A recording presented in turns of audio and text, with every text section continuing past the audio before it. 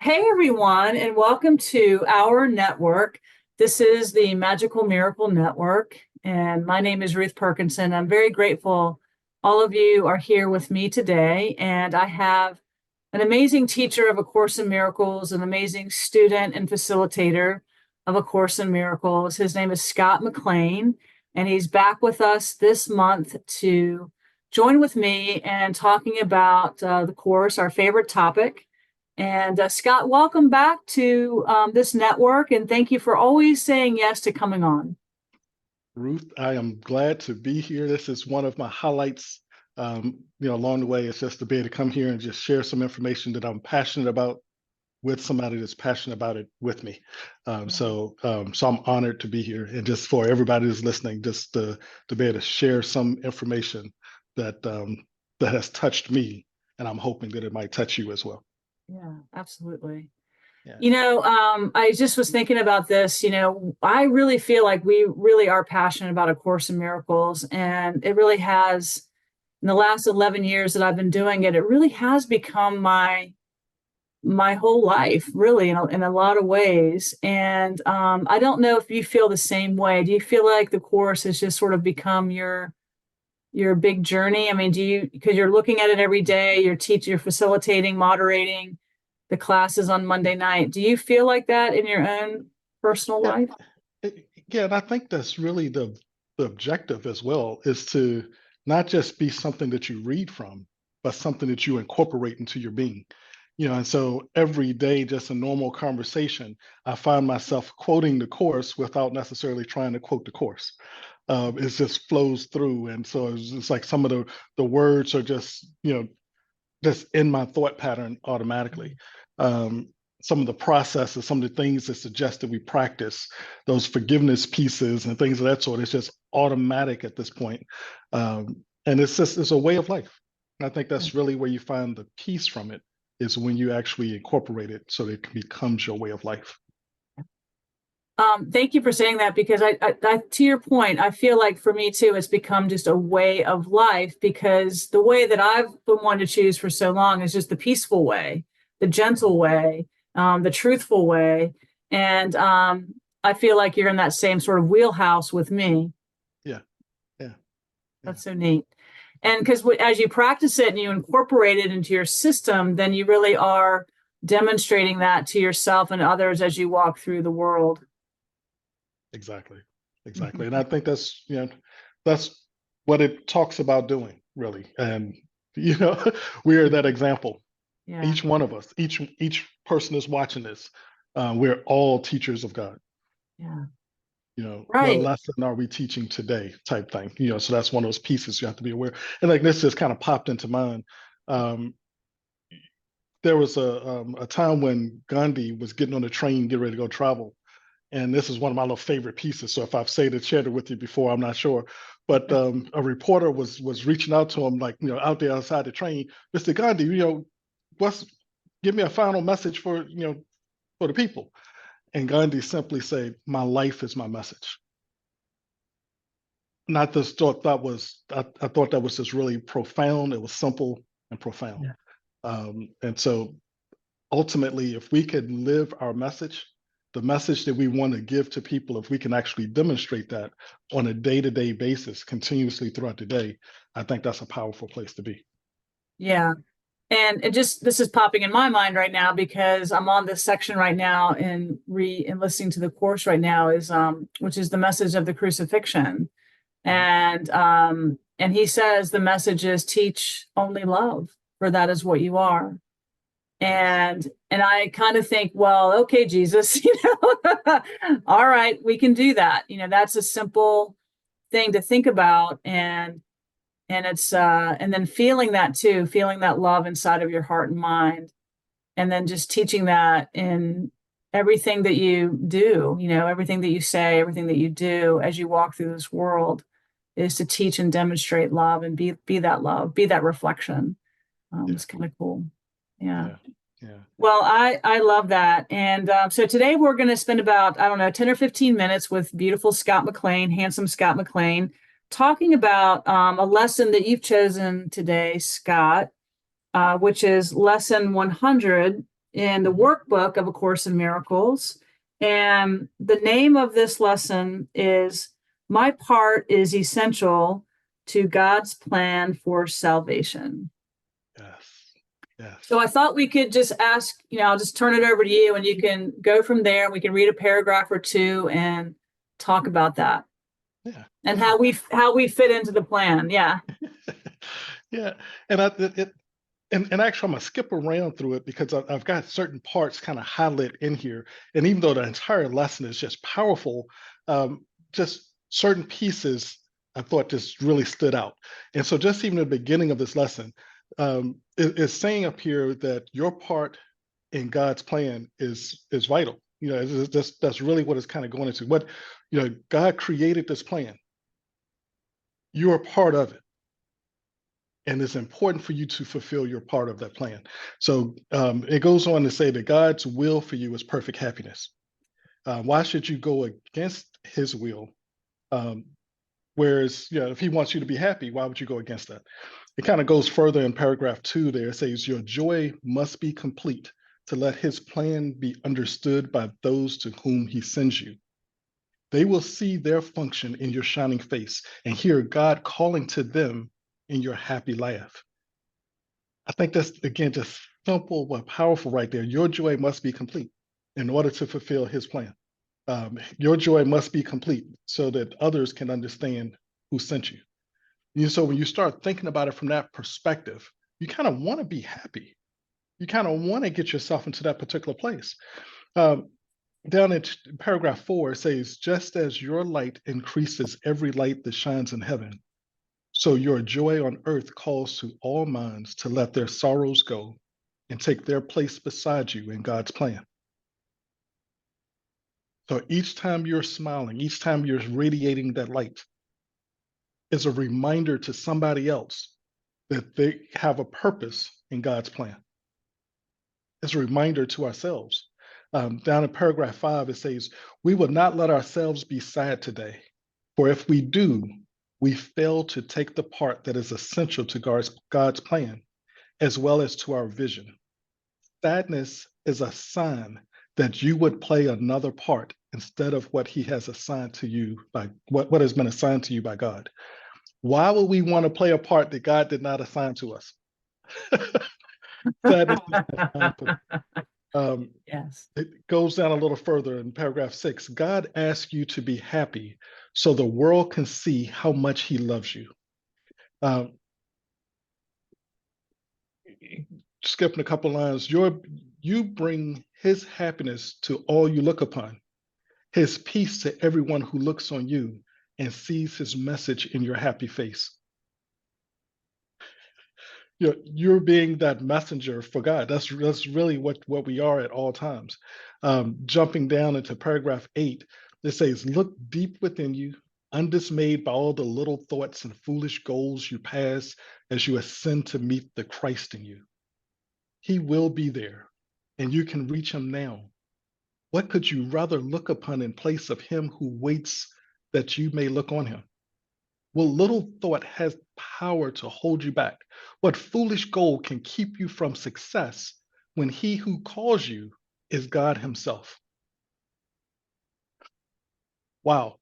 If you think about God is calling you, God is saying, Ruth, come here. What would you let get in your way to get there? Dunkin' Donuts.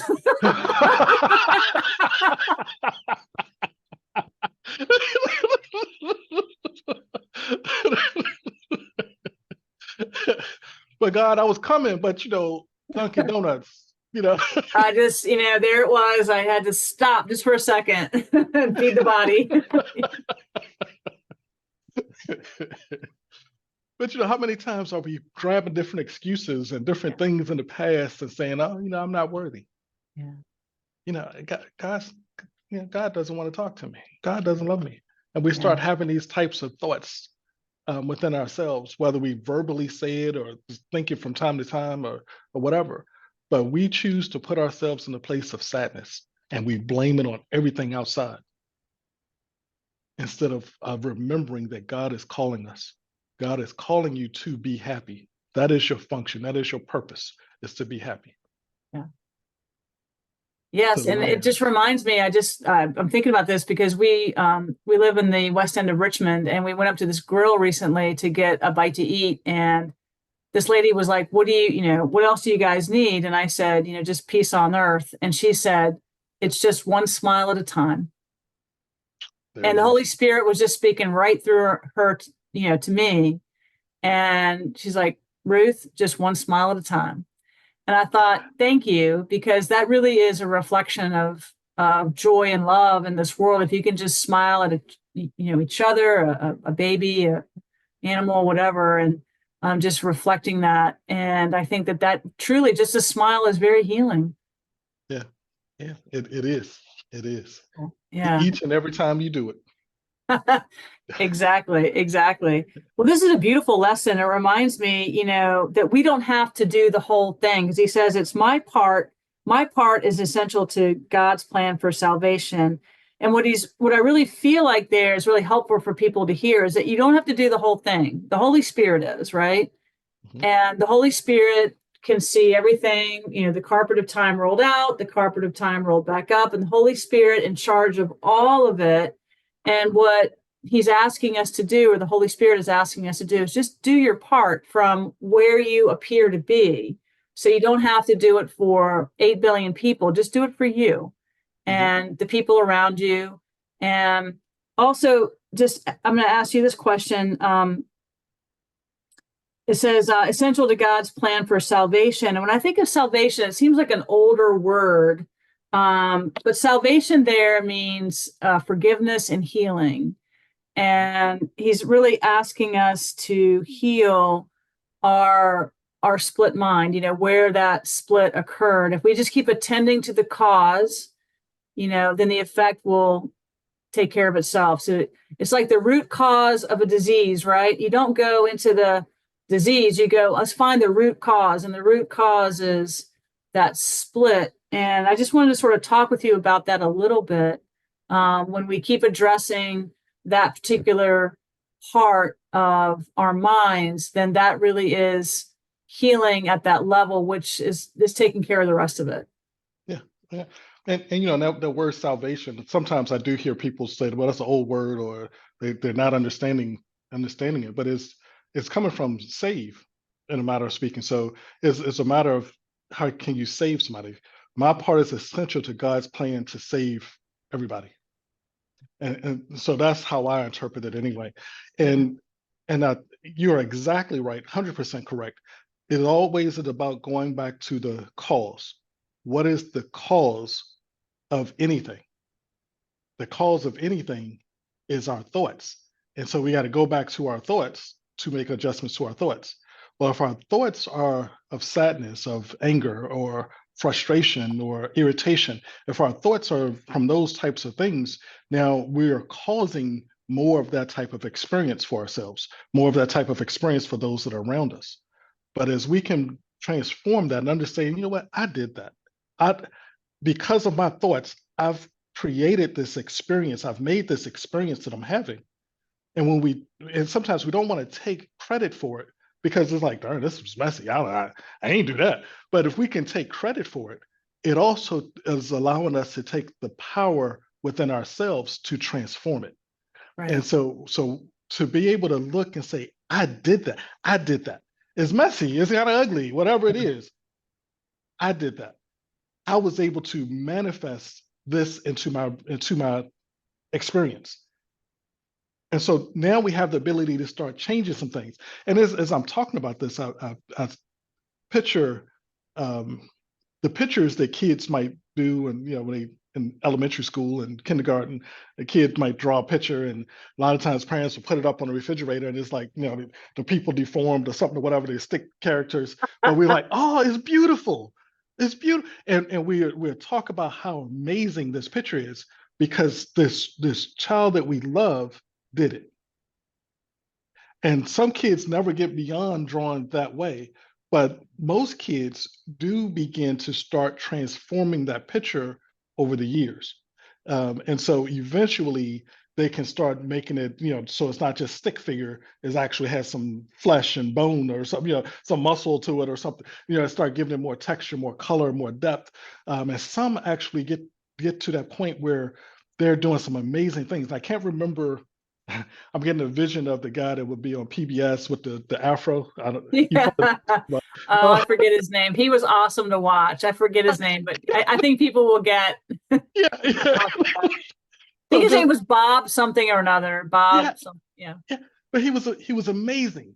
And so even as he was painting his pictures, I remember one episode where he said, "Oh, I messed up right there, but we're not going to worry about it. That's just part of the perfection, and we'll blend that right in, and we'll make a masterpiece." And I think that's what happens with our lives as we're creating this experience that we're living in. Sometimes we're seeing some things and we're like, you know what, I don't really like that. Let me erase this piece and recreate it. Let me transform it. Let me blend it in to still create a masterpiece. Just because I didn't like the way it was doesn't mean I have to stick with it. I can now begin to love it. I could begin to transform it. I could begin to transmute it into something better, something more pleasing to myself, maybe even something more pleasing to the universe.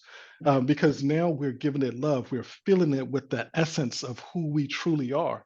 And when we do that, now things begin to transform. It doesn't matter how messed up it may have been, no matter how bad our life might have seemed to be, we can always transform it because the Holy Spirit allows us to take anything and to use it as a bridge back to peace. Plain and simple. And it says that over and over here in the course, that no matter what it is, the Holy Spirit can use it as a bridge back to peace for us. And so, but the key piece is we have to not hold on to the mess. We have to be able to see the love, the perfection that is within it, and then we have the power to transform it into whatever it is we choose to transform it. But Yeah. if we are putting the power out there somewhere, if we're saying, oh, this person did that and that person did that, they won't let me do this because of them, I can't do what I want to do. Whenever we're giving our power away, that means we're left powerless. But when we start to accepting our power and accepting the fact that God is loving us and gifting us the ability to be happy, He wants us to be happy, He wills us to be happy. And so when we align our will with the will of God, then we find that we can become happy. Now we find that this mess that we may have created can now become something that's magnificent, become that masterpiece, just as what Bob would have created. Yeah, So, I love what you said there. And it comes back to the idea that there has to be another way. We can look at the mess we created and go, wait a minute, there must be a better way. Like Helen and Bill decided to do back in 1965. And, they recognized that they had a contentious relationship and they're like, oh, there must be a better way. And I know we can find it. And that was the power of they're taking their part as essential there to God's plan for salvation, which was to bring this living document called A Course in Miracles into the world. And so they took something that was contentious and not going very well many times, and they decided to go another way. And I think that's kind of just sort of pinging off what you just said there. It was very, very, very interesting. And I think it's sort of similar. You can always, it's never too late in fiction or in life to revise. yes, Yeah, yes. it's a quote. Uh, I'm quoting somebody. I don't know who it is, but it's a great quote. You can always let go of things that aren't serving you anymore for a better path. And A Course in Miracles certainly has been the path for me. And I love this lesson today that we're talking about, Scott. My part is essential to God's plan for salvation, lesson 100 out of the workbook of A Course in Miracles. So just as we're kind of concluding up our video today, is there any other thoughts or nuggets of wisdom from this lesson, or maybe your own personal story that you might want to share that will be helpful to people out there, whether they're new, middle of the road course students, old course students, to help them on their journey? and maybe I might be able to say this. This was one of my ahas that I had this past week, I think. And I was kind of reading some other stuff at the time, um, but what came to me was that if you take the color blue and you mix it with an equal amount of yellow, what do you get? Green, right? Exactly, exactly. And it doesn't matter who does it. If anybody mixes an equal amount of blue with an equal amount of yellow, they will get green, period. And it's the principle that is right there that I think is just so important. And it doesn't matter if this person was crazy or evil or loving, or it doesn't make a difference who they are. If they mix these two colors, they will get green. And I believe the same thing happens when we are doing spiritual type of stuff, is that God doesn't love one of us more than the other. And so God's principles work for all of us, no matter what we may have done in the past, no matter what we did not do in the past. God's principles still simply work because that is truth. And so when we follow God's principles, we follow his will. We're joining our will with his will. And then we find that we're happy, just as we was reading here in this section. And so anybody, it doesn't matter at all. If you can mix two colors and get green, then you can follow the course. You can follow God's plan and get happy. Wow, well, I love that message. And you're right. Doesn't matter what you've done throughout time and space, whatever you've done 2 weeks ago, 2 months ago, 2 years ago, 2,000 years ago, 1,000,000 years ago, it doesn't matter, because you are all of us are essential, regardless of what side of the coin you may appear to be on. Yes. All of us are essential to God's plan for salvation. There's no hierarchy of illusions, and there's no order of difficulty in miracles. And everyone here, when you choose the miracle, you are definitely choosing peace, choosing love, choosing forgiveness, and you are part of that interlocking chain of atonement. Every time you do it in your mind, you really do spackle in that interlocking chain of atonement with your light, and that becomes the greater atonement, of course, in the end. Oh my gosh, Scott. Well, thank you so much for being with us today on the Magical Miracle Network. This is our network. Scott and me and everybody we bring on here, and you listening, are a part of this network. It's a free network based on the principles of A Course in Miracles. And we sure do love all of you who are tuning in today. Please subscribe if you feel guided. Share this information if you feel guided. Submit a comment if you feel guided, only if you feel inspired. We want to make all of this very authentic and truly for the people who want to find the information. All right. Well, I love you, Scott. Thank you. Thank you. I love you as well. Love all of you. Absolutely. We'll see you soon in the next video. God bless you, Scott. Thank you. Thank you.